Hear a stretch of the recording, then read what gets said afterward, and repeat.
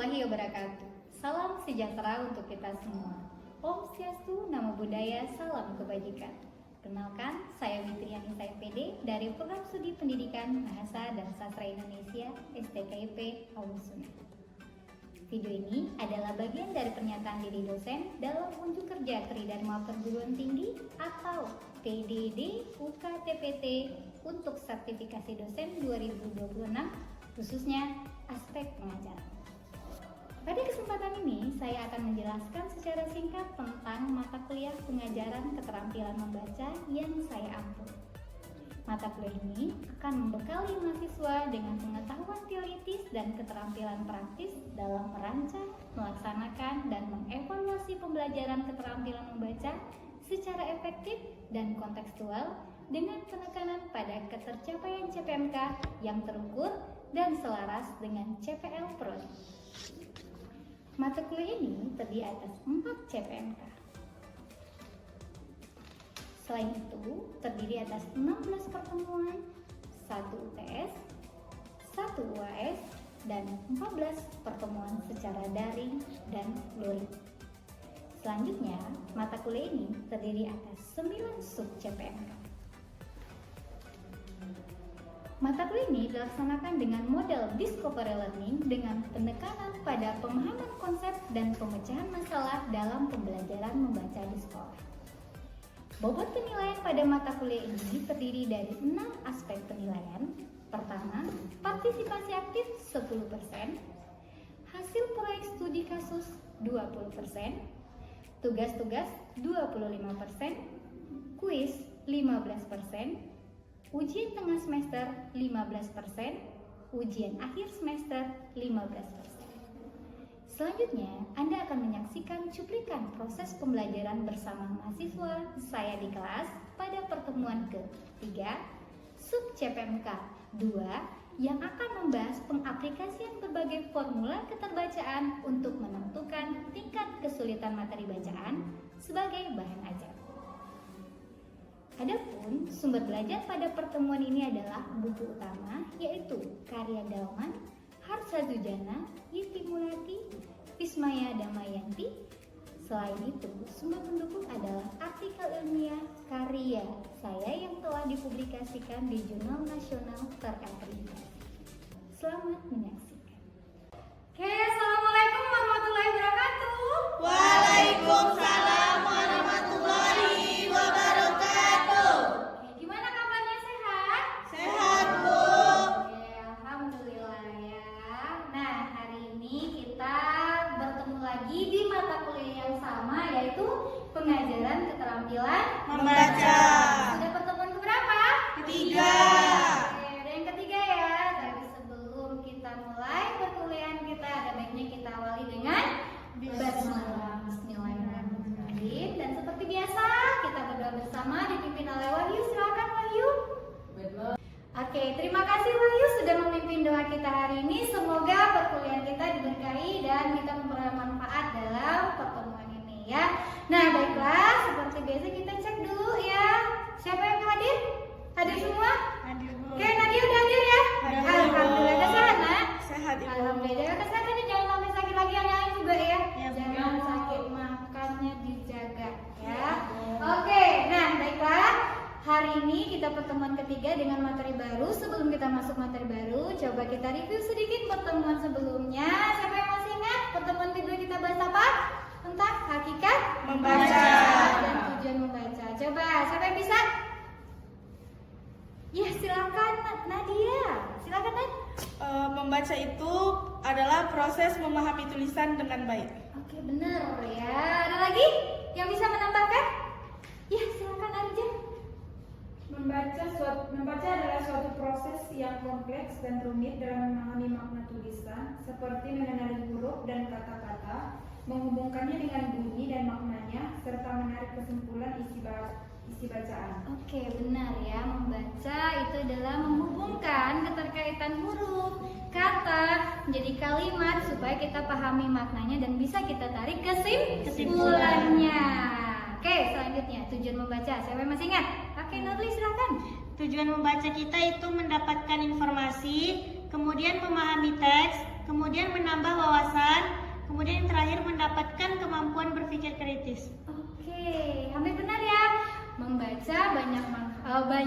tujuannya. Nah, yang terakhir sedikit koreksi. Yang terakhir, berpikir kritis itu adalah manfaat membaca. Menguasai konsep teoritis serta dapat menyelesaikan masalah tentang pengajaran keterampilan membaca. Jadi kita fokus tentang pengajaran keterampilan membaca ya. Anda pahami teorinya, lalu nanti Anda akan mempraktikkan bagaimana pengajarannya.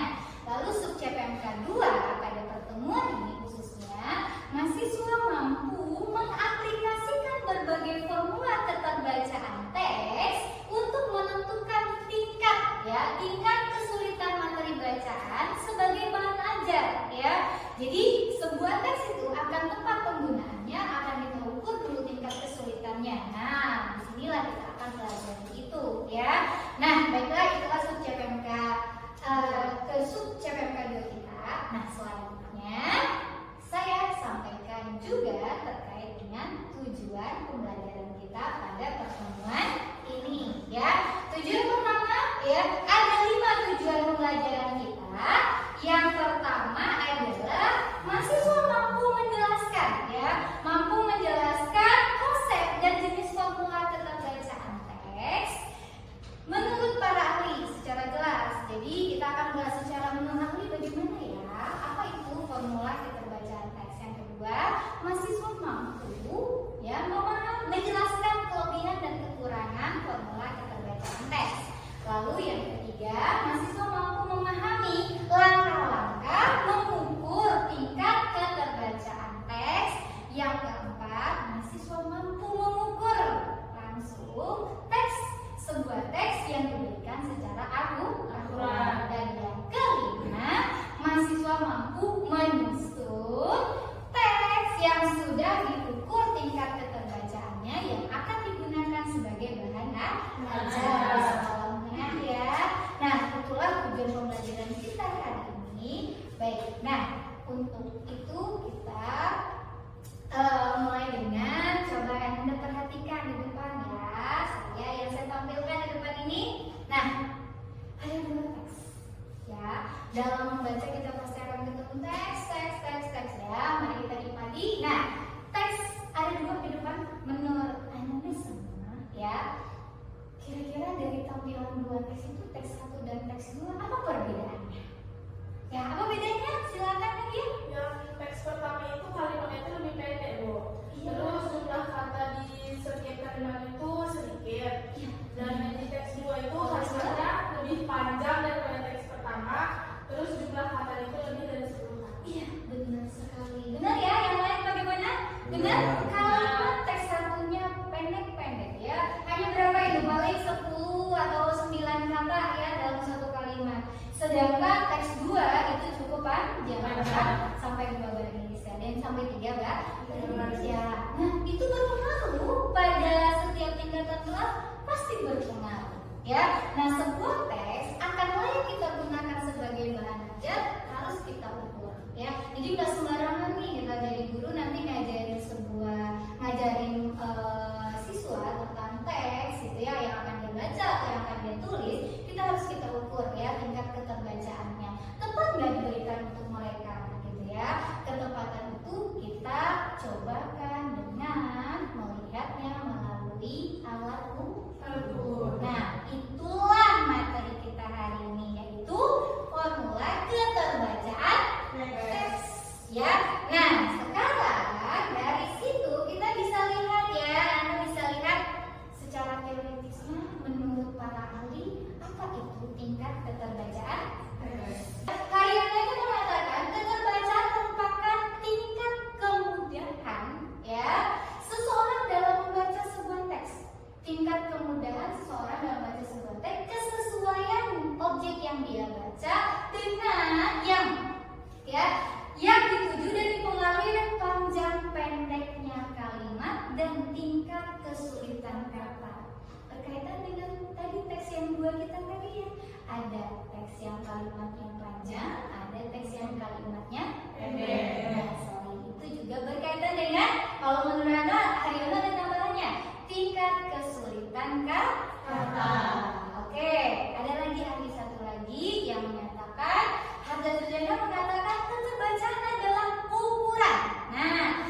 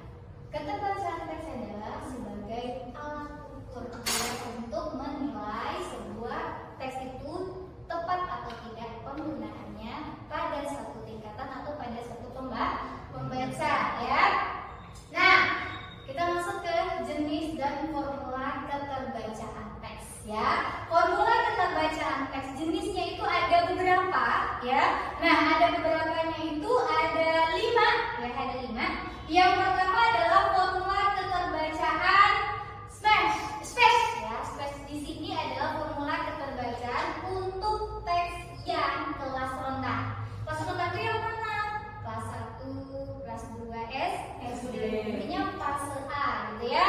Lalu ada formula Donnelley ya. Ini di atas sedikit dari SPEX ya, mengukur keterbacaan kelas lanjut ya, di atas kelas 4 SD ya. Nah, selanjutnya formula keterbacaan Frey atau grafik Frey. Nah, inilah yang kita gunakan nanti. Mengapa saya kata gunakan? Karena ini cocok untuk teks berbahasa Indonesia. Karena temuan-temuan formula keterbacaan teks adalah penemunya adalah orang luar, otomatis bahasanya bukan bahasa Indonesia. Maka kalau untuk grafik Frey sudah disesuaikan dengan, sudah dimodifikasi ya untuk teks bahasa Indonesia.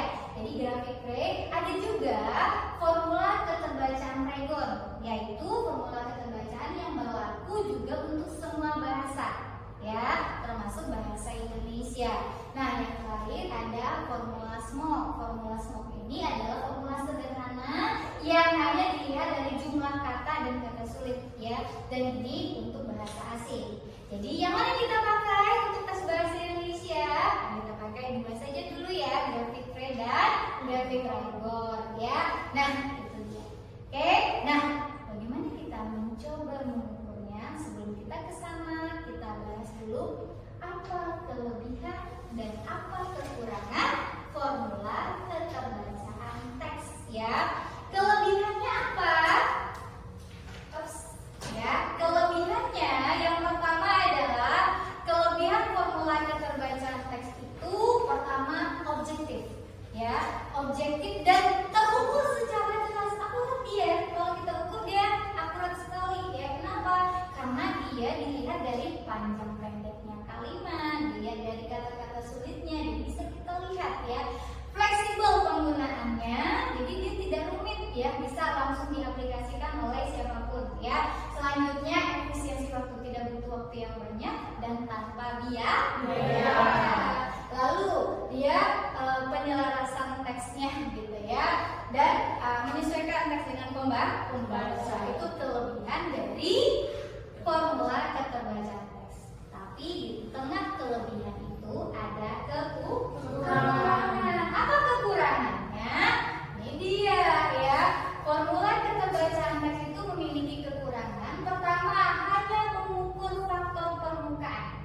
Artinya dia cuma melihat apa yang nampak saja secara fisik gitu ya. Nah, lalu yang kedua, tidak mengukur pemahaman. Dia tidak mengukur pemahaman, tapi berhubungan nantinya dampaknya pada pemahaman seseorang dalam membaca teks ya. Dia tidak mengukur pemahaman, tapi berhubungan dia gitu ya.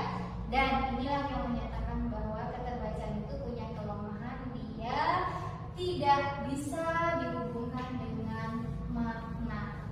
Karena tadi kita udah bahas bahwa keterbacaan teks itu hanya yang nampak, tidak berkaitan dengan makna, sehingga sebuah kata itu maknanya kan ada kata yang maknanya kalau dikaitkan dengan makna bisa mudah, bisa sulit. Nah, disitu nanti yang jadi kelemahannya. Tapi tidak apa-apa, masih tetap kita bisa gunakan sebagai alat untuk mengukur ya. Nah, selanjutnya dari situ kita bisa lihat bagaimana ya langkah-langkah kita mengukur tingkat keterbacaan teks itu. Tadi kita udah sepakati ya, ada dua yang bisa kita pakai ya. Yang pertama adalah keterbacaan teks grafik Frey. Ada 3 langkah ya. Ada 3 langkah. Yang pertama adalah pilihlah sebuah teks, ambil sampel 100 kata ya dari sebuah teks itu, atau sampel 100 kata saja. Nah, cara menghitung 100 katanya, kata biasa 1 kata gitu ya. Nah, untuk kata akar, nama, singkatan itu dihitung 1 kata ya. Lalu langkah kedua adalah hitung jumlah kalimat dalam 100 kata tadi. Jadi ada 100 kata, berapa jumlah kalimatnya gitu ya. Lalu langkah ketiga adalah hitung jumlah suku kata ya. Hitung jumlah suku kata dalam 100 kata tadi ya. Dapat jumlahnya dikali, karena ini udah modifikasi untuk teks bahasa Indonesia, dikali 0,6 ya. Itu yang modifikasinya, penyesuaian dengan teks bahasa Indonesia.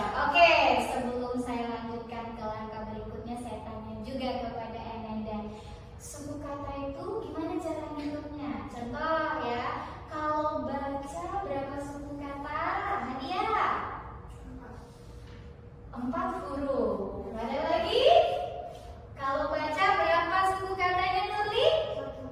1 itu kata ya. Ada berapa suku kata? 4. Apa ini? 2. Ya benar, 2. Kenapa 2? Baca. Kalau 4 berarti huruf B-A-C-A gitu ya. Oke, sip. Bisa hitung suku katanya nih?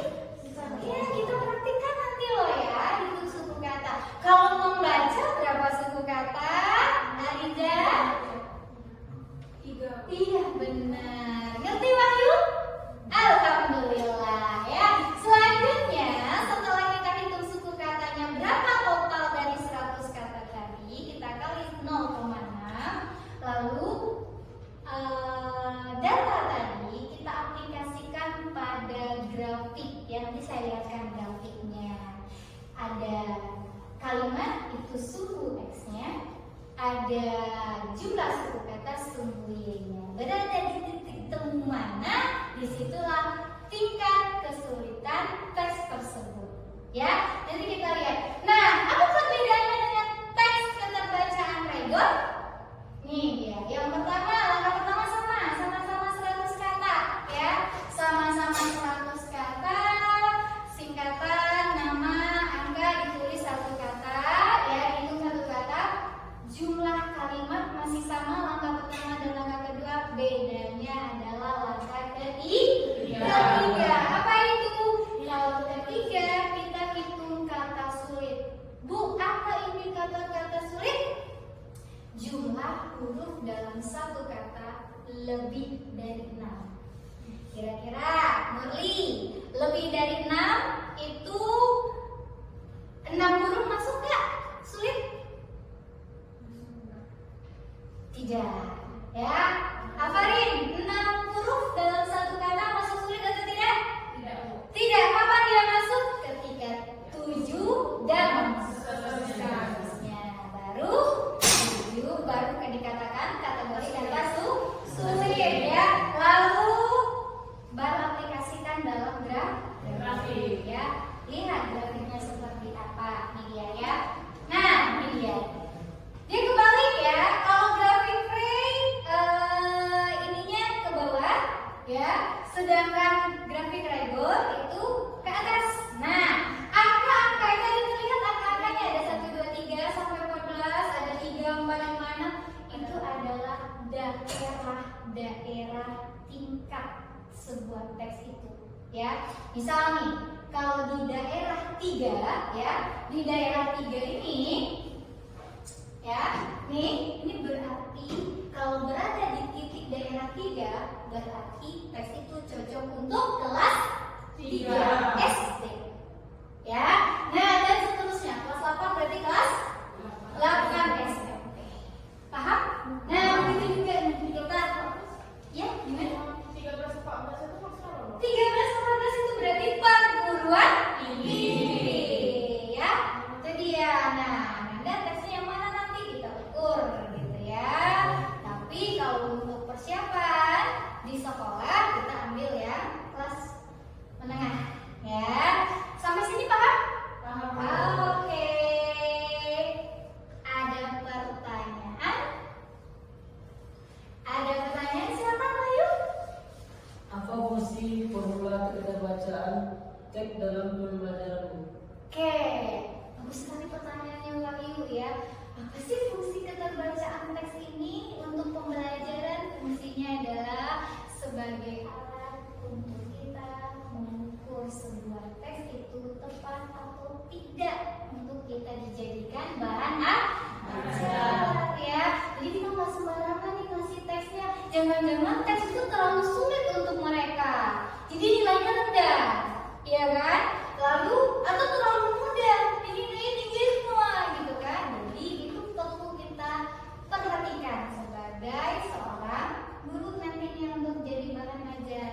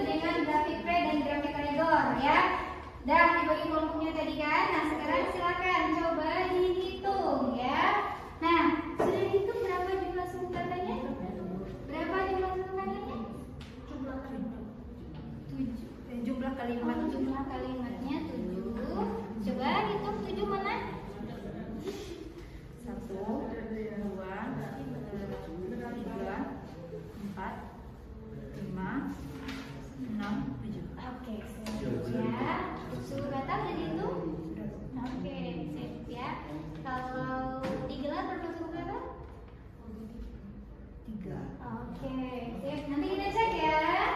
Di sini gimana? Yang regor ya, regor berapa?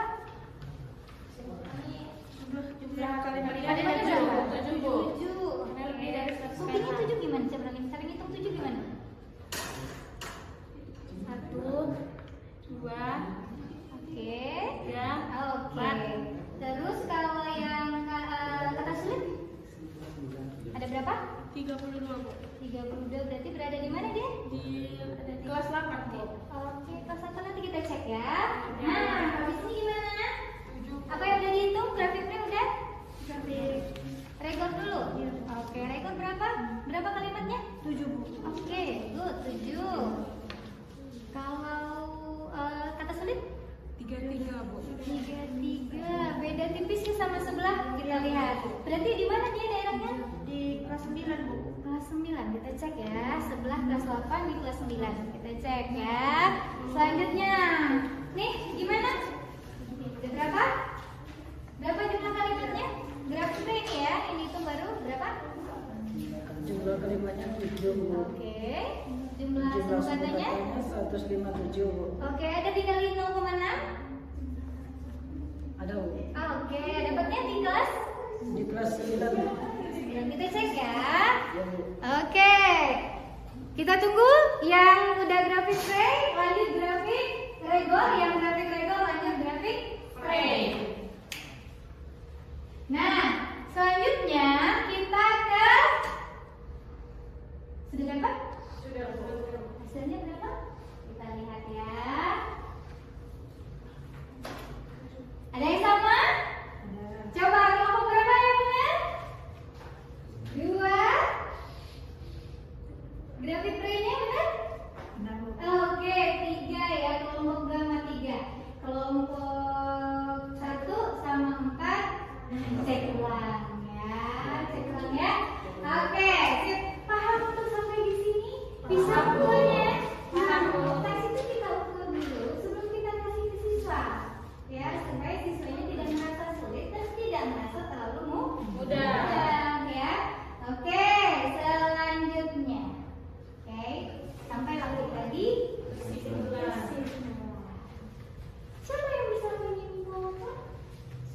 Silahkan Putri. Formula pencabutan teks merupakan langkah untuk mengukur tingkat kesulitan sebuah teks yang akan dijadikan bahan ajar, yang diukur melalui panjang kalimat, suku kata ataupun kata subjek. Oke. Ya, benar. Ada yang bisa menambahkan? Saya, Bu. Ya, silakan Farid. Keterbacaan teks itu memiliki kelebihan dan kelemahan, Bu. Yaitu kelebihannya yang pertama ada objektif, fleksibel, hemat waktu, dan tanpa biaya. Sedangkan kelemahannya itu ada mengukur bagian luar atau fisik teks saja, tidak untuk mengukur pemahaman dan tidak memperhatikan unsur makna kata. Iya, benar ya. Tadi terkait konsepnya udah, kelebihan kekurangannya udah. Ada lagi yang bisa menyimpulkan tambahannya? Sudah? Oke ya. Kelebihan dan kekurangan dan langkah. Grafik Frey sama grafik regol ada berapa perbedaannya? Cuma satu, yaitu kalau Frey itu kata suku kata, regol Kata subjek. Oke, sip ya. Nah, paham sampai di sana? Nah, berikutnya saya ada oleh-oleh nih untuk dibawa pulang. Ya. Nah, tapi sebelumnya ada pertanyaan cukup paham?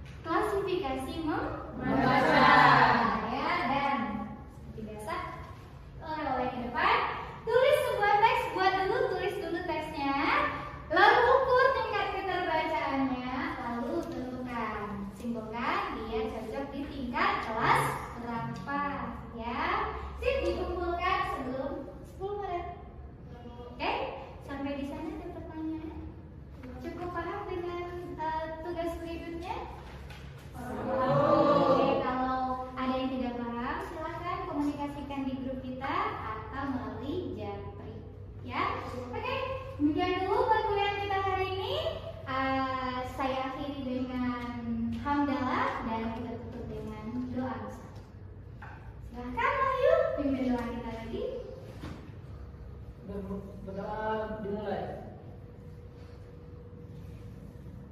Oke, terima kasih Wahyu sudah memimpin doa kita untuk penutup hari ini.